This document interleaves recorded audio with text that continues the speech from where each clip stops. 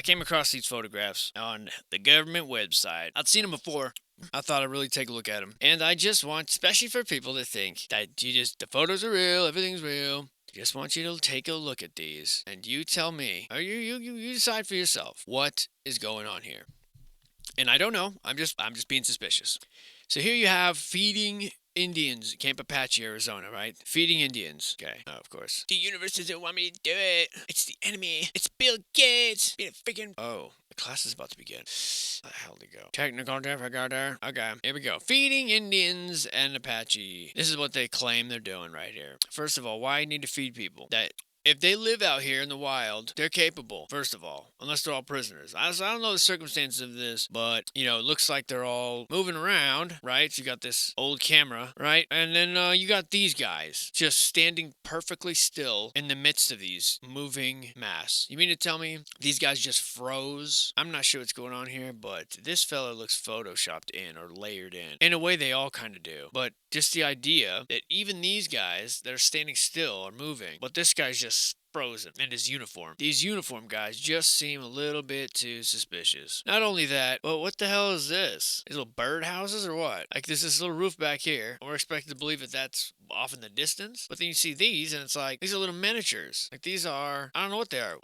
You mean to tell me these rough pioneers out here, shit kickers out here, killing and stomping out Native Americans are making birdhouses on the side? No way. And they're not they're not the natives. They don't live in houses like these. Why would they make birdhouses like these? I'm assuming that these are props for other photographs. They're staging all this crap. Now that's just one picture. Now we got this guy. Headlands north of the Colorado River. You mean to tell me this man went out there and laid out there in the middle of the desert for this? Oh, just relaxing here in this photo shoot. I mean, okay, that's a maybe, but I want you to notice the distinct line that runs along the edge of this photograph. See that right there? Where the sand literally shifts in texture and in tone all the way across. See that? That looks to me like a layered photograph. Like they layered this part as a backdrop. He's not actually lying right here with that in the background. I don't know why they would fake it, but if that were the case, then tell me this. What should the scale be? And explain to me this livestock. Those livestock are that far away? No. Look, just let your eyes adjust like you would. See the rocks that are lying next to him. The rocks. Witness the scale. Imagine you were walking over there and then they're that small. No. This is trickery. This is a layered photograph. I don't know why they're doing this shit, but they're doing it. Maybe they were never here where they said they were. I don't know. Next one. Group of Zuni chiefs with boy. Okay, no explanation really on why he's a different race than them.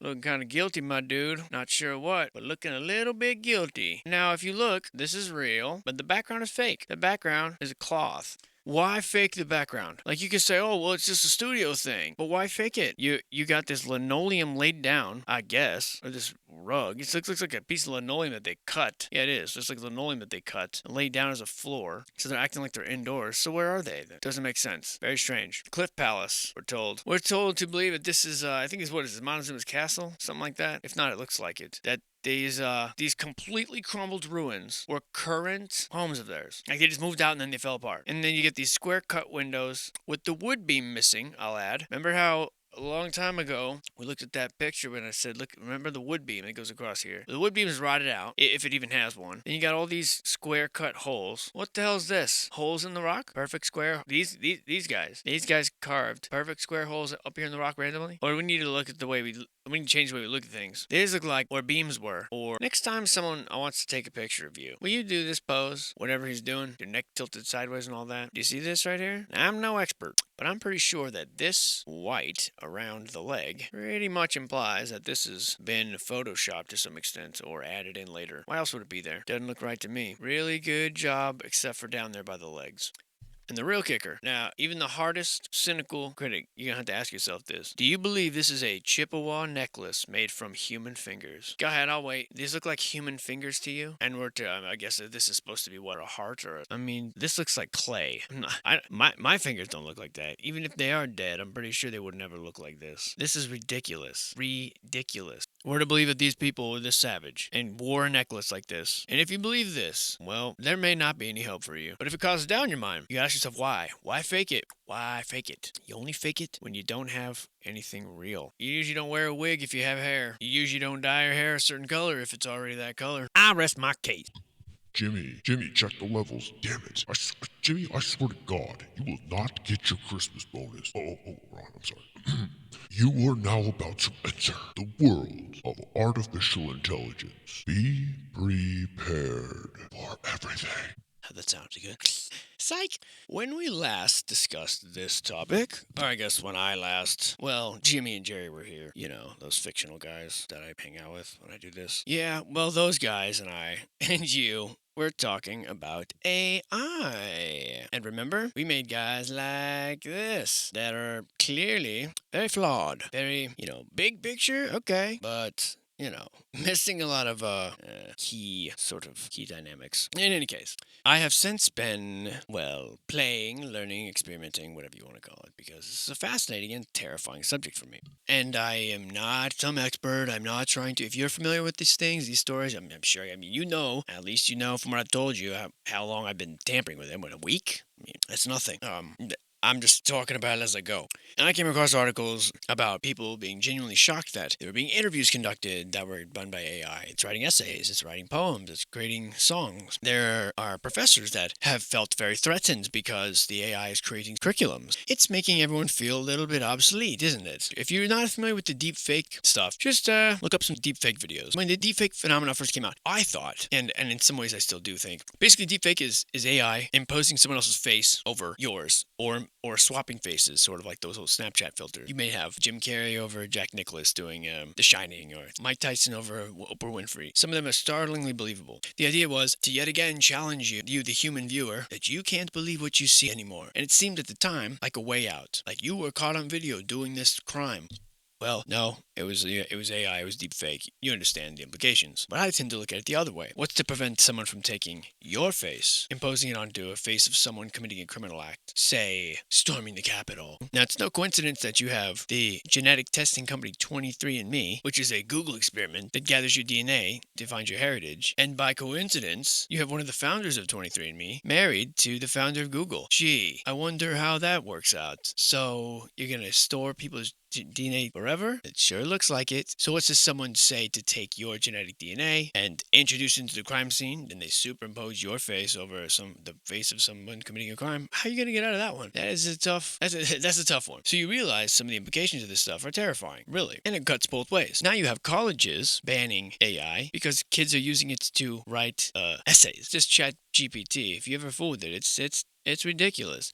It'll write stories in rhyme form. It'll conduct interviews. It'll write syllabus. It'll write curriculum. I mean, you know how it is now, how hard it is to get a human being on the phone anywhere. And every company you call has got some version of some chat AI. You get chat AI people calling to leave reservations at restaurants. You get chat AI helping you in tech support. It's maddening, but sometimes it's actually pretty impressive. People are putting in their computer code into it, and it's correcting them. If you recall, back not long ago, there was, it might have even been Uncle Joe himself, caused uproar amongst blue-collar workers when he said, you learn to code. How you can do with the industry changing, learn to code, was his flippant response. Didn't go over too well. And the implication was people were going to be replaced. Your job's going to be automated. I recall at a large convention in Chicago once, about 8 years ago, there was a machine, a robot, so to speak, that was putting on a demonstration where it was single-handedly running a kitchen line at a McDonald's. It was preparing all the items, lowering the oven, grilling the burgers, doing all the things that you'd have normally a couple people do. The implication was, obviously, fast food workers can be replaced. And if the federal government keeps forcing minimum wage hikes, that companies will have no choice but to automate. That was the argument then. It's been a lot slower to implement. I have seen little robot like babysitters, which was weird in an airport in Seattle. I've seen little robots that sort of wander up to you and ask you if you need help at certain stores. But nothing too groundbreaking. But now I think this story has taken a slight twist. This revelation, or this, I guess, idea, and I might not be that revelatory. For me, it was a kind of a wow moment. I do my own little music, I do my own little backgrounds. You want to avoid copyright, you don't want to piss anybody off. And sometimes you don't want to go ask people, and sometimes what you want is not really available. Well, as we talked about last time, with these sort of ridiculous AI creatures, doing your own art suddenly became really just entering a few prompts into a computer. And after I'm going to show you today, you'll see how artists, especially digital artists, maybe photographers, morphers even, are nearly obsolete already. They just don't know it yet. And so you remember these ridiculous Frankenstein creations, right? Well, I'm going to show you. Since that time, I've been fooling with this stuff. Not all the time. There's a lot of other stuff going on. Fooling around and trying to kind of dial it down. Find out what works, find out what doesn't work. And the results are going to be terrifying. If you aren't up on this, maybe I'm the last guy walking through the door on this. That's totally possible. But I don't want to just go through picture by picture. That's just kind of boring. Let me be straight. This is not me showing off. I take no credit for this stuff.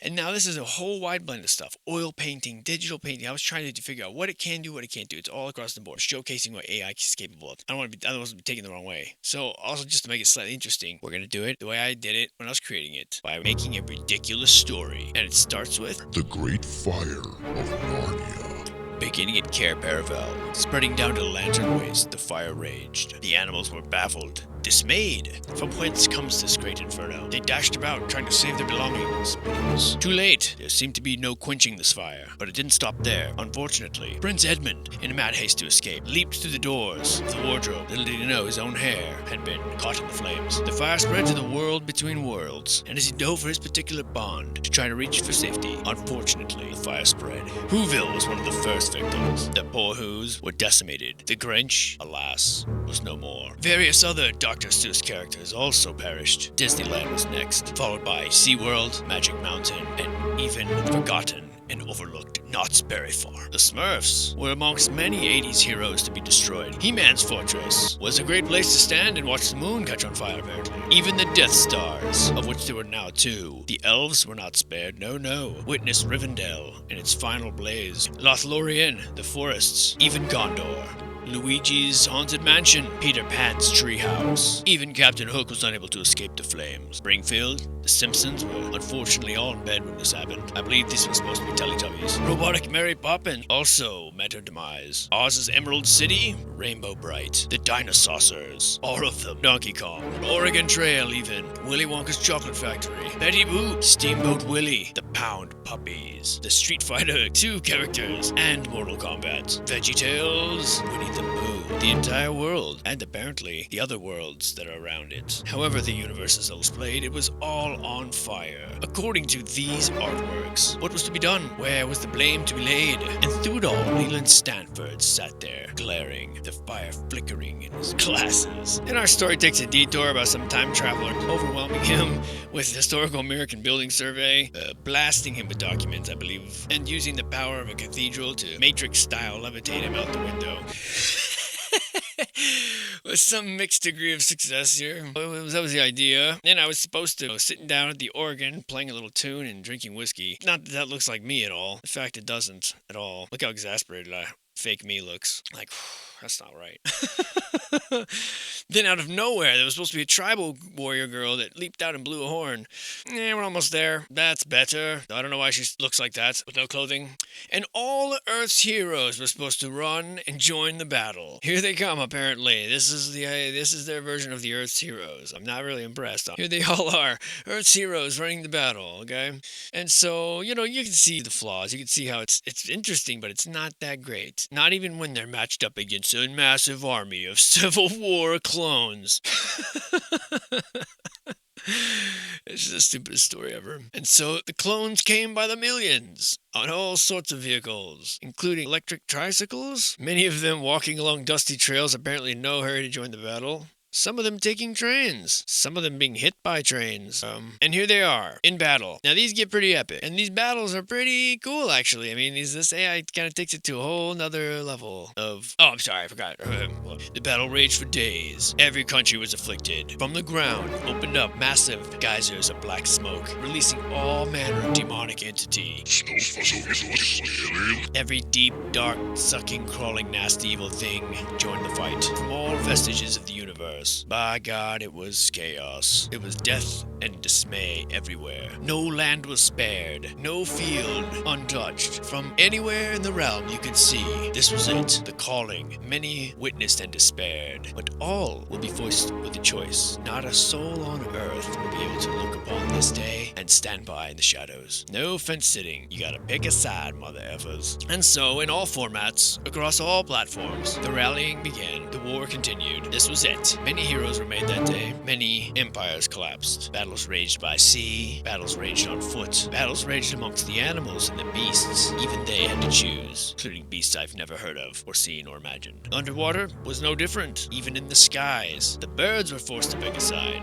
Angels from on high strove with one another, and the demons, yes, the demons as well. By God, there were some big demons. I'm not sure what's happening here. Anyway, the bugs, yes, the bugs. Can't forget the bugs. And, of course, the lands, the countries. Not a country was spared. Everywhere there was war. There were heroic deeds, there were terrible tragedies, and glorious triumphs. China, Africa, every continent was untouched. Battles by air, with enumerated flying vehicles. Battles by sea, every manner of vessel that could join the fray, even in that crazy world occupied by those strange DMT creatures. Even they were in conflict, all under the gazing, watchful eye of AI. An eye. That's right. This is my bedroom when I was 16.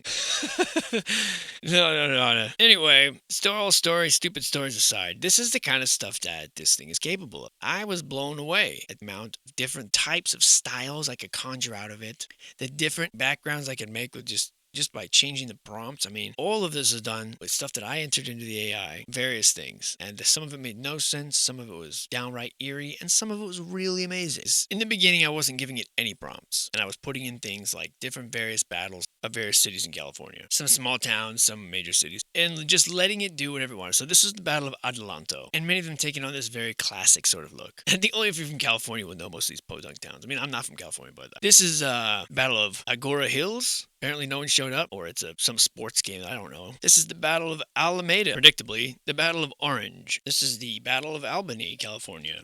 The Battle of Aliso Viejo apparently is no one. No one wants to fight over that tract of land. Same can be said of American Canyon. Yeah, like some sort of like car crash or something. There's the Battle of Anderson. Also not very much happening. Battle of Antioch. The Battle of Apple Valley. Now, why am I showing these boring ass pictures? I want you to see how random sometimes it is. This is before I learned how to actually guide it. I'm just letting it choose. This is the Battle of Arcadia Valley, which obviously is just nothing. No one cares about that place apparently. This is the Battle of Auburn. Finally, we get a little something here. The Battle of Berkeley. I don't really know what to make of that. It's a battle of wits, maybe. This is the Battle of San Mateo. The Battle of Carlsbad. The Battle of Brea. This is the Battle of Los Angeles. And a drastic departure from the style we're used to, I guess. The Battle of Bodie. Or Bodie. Yeah, seems about right. Santa Clara. Got one traitor leading the show, I guess. This is the Battle of San Jose. A lot of little forts back there. I don't know what that's all about. This is the Battle of Sacramento. It looks like they have a particular fixation with a particular team or player there. Must be there. Still can't get over it, huh? This is the Battle of San Francisco. I like this. This is a funny one to me. Got all these ships sort of gathered in the middle. All the city's on fire. And on the shore, you just got a bunch of guys in like baker's hats and top hats just sort of jostling each other. This is a second rendition of the Battle of San Francisco just to see what difference it would make. And it's, it's different. I mean, this one's got a bunch of soldiers, I guess. Just, I don't know what they're fighting, who they're fighting. It's the Battle of Bakersfield. Apparently, horse racing is where their biggest conflict lies. This is the Battle of I can't remember. I guess it don't matter. This is the Battle of Oakland. Yeah, I guess that's a big struggle for them. Something about that. This is the Battle of Anaheim. I love this, like a combination hockey player / motocross unicycle guy. I don't know if this means something to anyone from Anaheim, but this is the Battle of Santa Barbara. Everyone's on the same team. I don't remember this one either. Oh, I think this one is the Battle of Long Beach. This is the Battle of Yuba County. This is the Battle of... Actually, I'm sorry. This is the Battle of Long Beach. I don't know what that other one was. This is the Battle of Long Beach. It's got that. Remember, it's got the three, like, eras, like, of the buildings out here, the skyscrapers, and then... In any case, I finally start getting it to give me some of the details that I want. Some of the more intricate, interesting type of photographs, and learning the prompts for that, and making some pretty fantastical creatures. I mean, you'd be hard pressed not to not think this was a photograph, right? That is not a photograph. You can actually tell the program what camera you'd like it to be shot in and what side of lighting. You can have it imitate particular artists, and so slowly I start to dial it in. Pretty cool, like start getting some of the results that I want. Yeah, with some random ones mixed in. But I was blown away at the level of art that it can create. You see what I'm saying about artists being obsolete, especially digital artists. You need someone to draw up your concept art for a show or a program or a movie or whatever it is in any style. I mean, look at these different styles you can do. No problem. From Japanese animated stuff to anything you can come up with. And it's very troubling in a lot of ways. But it made me think. See, AI here now seems to be actually threatening, well, the crowd that didn't feel like it was under threat. The artists, the musicians, the journalists, the news people, the professors, the doctors, the movie stars, the animators. Now it seems like they are the ones that are finding themselves to be under threat. Because you know what AI can't do? Can't come to your house and fix your plumbing. It can't install your cable or your Wi-Fi network. It can't fix your car. And so what a strange little bait and switch now, where it seems like all the automation, yeah, sure, it took out some of the factories and things like that, but it's definitely threatening a whole new batch of people. There's another aspect to this, though, that's equally terrifying. I mean, look at some of this stuff. This was just me. I mean, it's just incredible. I just am blown away. See, I've never been a good artist, and so to even press a button and have this spit out at me is it's amazing, even if it's not exactly what I want. Although many times it was very close. I will say, many times it often took a very dark twist that I did not want. This is supposed to be Leland Stanford watching the world burn. And many times it created things that I didn't expect at all. And sometimes it would get it exactly right, such as my robot Uncle Joe. Oh, look at him. All neglected. I mean, this is just, it's too funny to me. That's a weird one. Not sure why he became a Cyclops or like that villain from Roger Rabbit.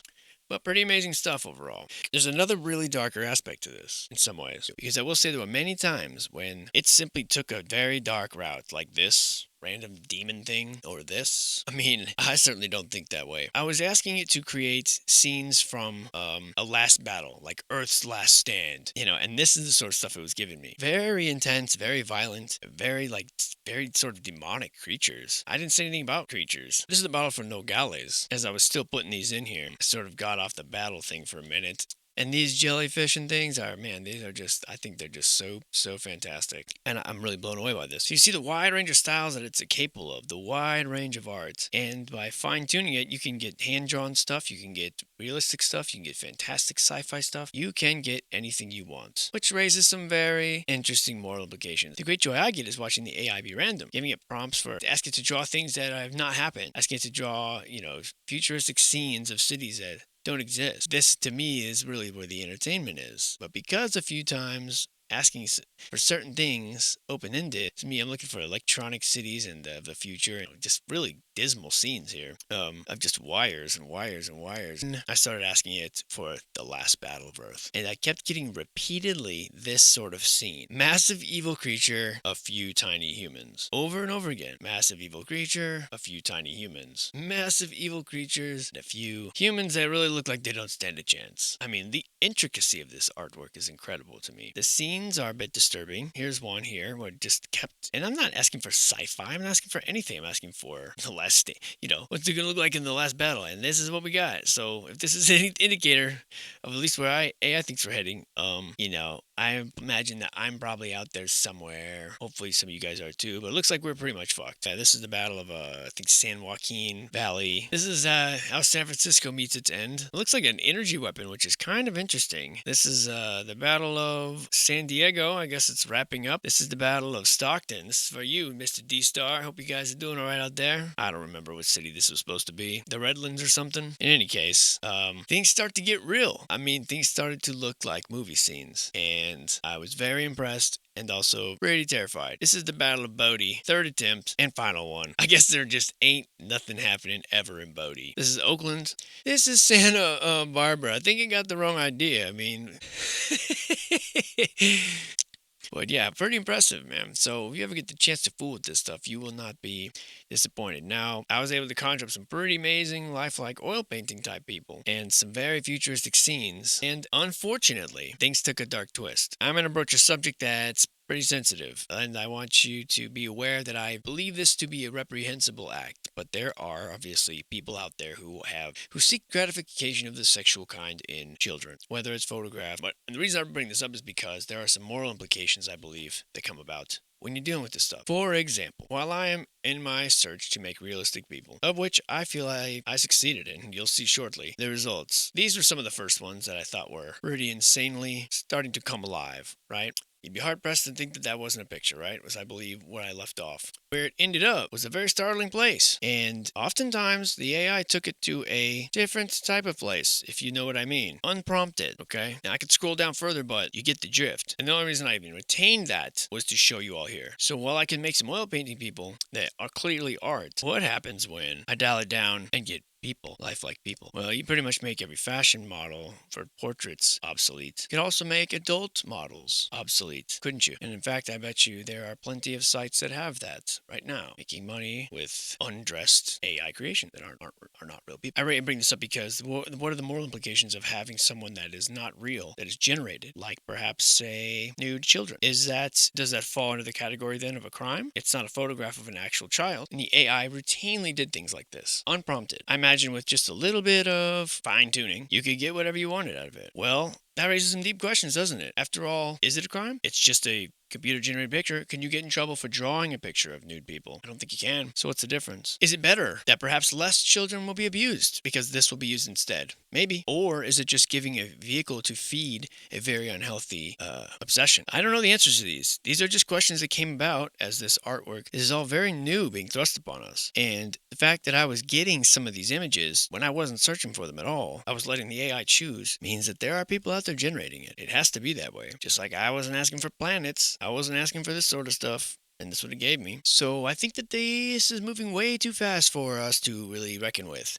And there's a lot of questions that are going to have to be asked soon. Oh, by the way, this is apparently our DJ of the future, according to AI. And this is what California, of course, will look like in the future. A big Falcor sort of snake just lounging around. So yeah, I'm not sure what I learned other than the future's terrifying. This is California in the 1850s, which, I mean, that looks awesome. Really awesome. And then you get things like this. Asking for intricate, highly detailed people, whatever it is. You get this. You get this. After enough fine-tuning. I wasn't asking for a child. I was asking for Gilded Age ornamentation, entering a number of prompts, what kind of lighting, what kind of shadows, and I'm getting very realistic people. Didn't take long, did it? How long have I been doing this? Like a week? Probably take less than that if you really put your mind to it. So, as usual, everything is just a double-edged sword. It's just great, and it's just awful in so many ways. I had great fun designing things like this, these Victorian scenes.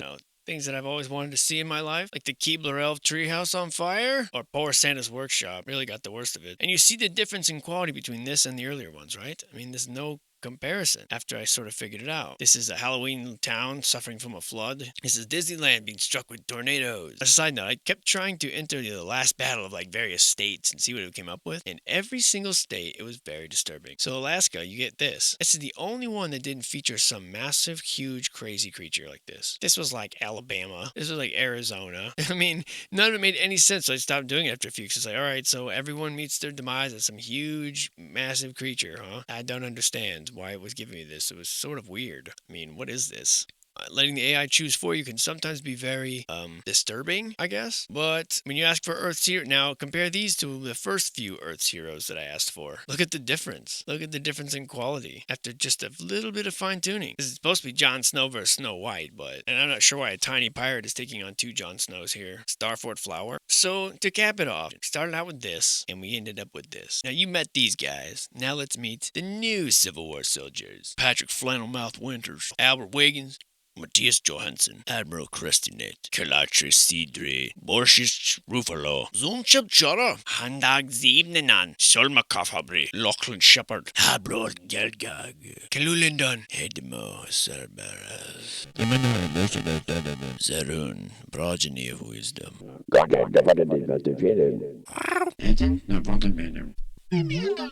Rootbog Ranger, Sebastian Nilsson, Christer Gustafsson, Tage Ostberg, Ephraim Sinclair, and his brother, Ephraim Sinclair. Sariel, disturbingly realistic. That's what your name is. And also disturbingly nude. And I think I'm gonna go lie down now. Because this world is weird! All jokes aside, I'm a little disturbed. You should be a little disturbed. The future's a strange and scary place. And if this AI knows what's going on, we are headed for some weird times. Isn't that right, Princess Bubblegum the human? Gotta say, much prettier than your cartoon alter ego. Marceline, though, she looks pretty mean, and not quite the lemon grab I was going for. So yeah, if you want a futuristic master shake or a President Zelensky doing mountains of blow, well, you won't necessarily get what you want, but you'll get something. Oh, by the way, I found some old construction photos of the cathedral, so yeah, I mean, we were all wrong. I mean, look, this is clearly the Capitol being built, so I no longer believe. Psych!